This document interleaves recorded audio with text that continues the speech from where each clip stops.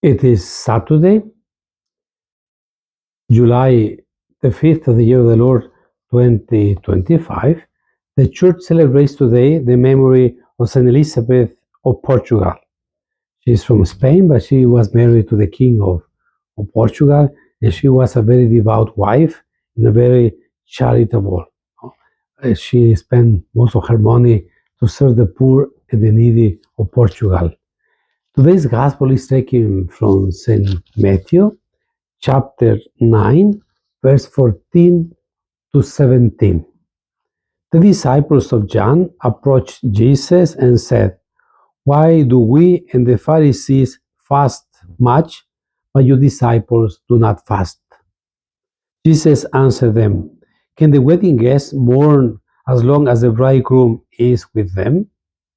The days will come when the bridegroom is taken away from them, and then they will fast.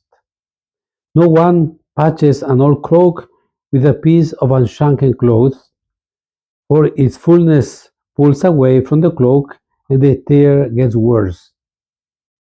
People do not put new wine into old wineskins.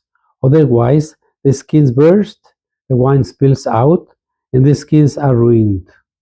Rather, they pour new wine into fresh wineskins, and both are preserved."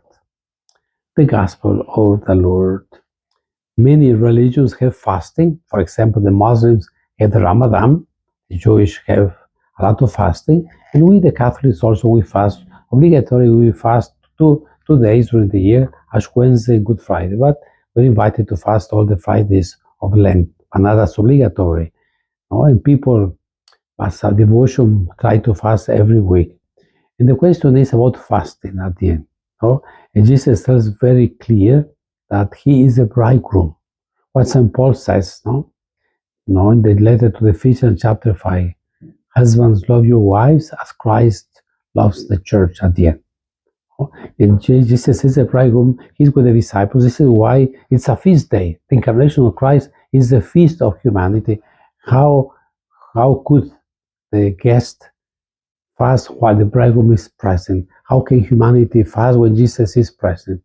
And it's the joy of humanity that the second person of the Most Holy Trinity was present among us, was one with us, was a human like us, in everything but sin. And Jesus put two examples at the end. He said the novelty, the newness of Jesus Christ. And I think we, the Christians, should know the newness of Christ.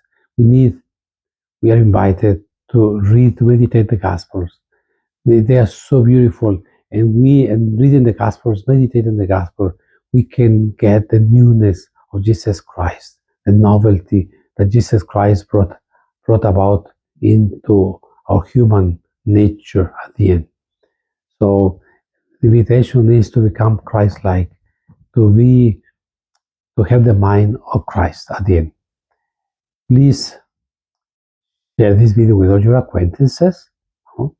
And from San Leo the Great in Houston, and San Luke in Irving, Texas, may God bless you today and always. Amen.